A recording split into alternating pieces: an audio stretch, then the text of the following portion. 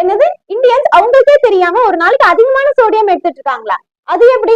நம்ம உணவுல sodium content வந்து அதிகமா இருக்கிற ஃபுட் வந்து சால்ட்.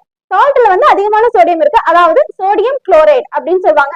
சோடியம் வந்து 40%, குளோரைட் வந்து 60% இருக்கு.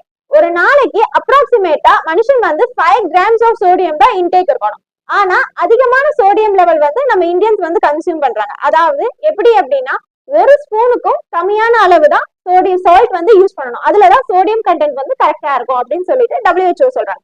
ஆனா அதிகமான அளவு யூஸ் பண்றதுனால இந்தியன் பீப்புள்ஸ்க்கு அதிகமான பிபி, பிரஷர், ஹைப்பர்டென்ஷன் மாதிரி ஹார்ட் இஷ்யூஸ் வர்றதுக்கு வந்து நிறைய வாய்ப்பு இருக்கு. நம்ம பாடியில வந்து சோடியம் ரொம்ப இம்பார்ட்டன்ட் தான், பட் அது மினிமலான குவான்டிட்டி தான் இம்பார்ட்டன்ட். சோடியம் இருந்தாதான் செல் ஃபங்க்ஷனிங் வந்து கரெக்டா இருக்கும். பட் அது அளவா இருந்தா எந்த பிரச்சனையும் இல்லை. அதிகமான சோடியம் இன்டேக் வந்து ஆபத்து விளைவிக்கும். ஸோ அதிகமான சால்ட் இன்டேக்கை வந்து கம்மி பண்ணணும். ஒரு நாளைக்கு ஒரு ஸ்பூனுக்கும் கம்மியான சால்ட் எடுத்தாதான் ஹெல்தி ஹியூமன் பீயிங்ஸா இருக்க முடியும். தேங்க்யூ.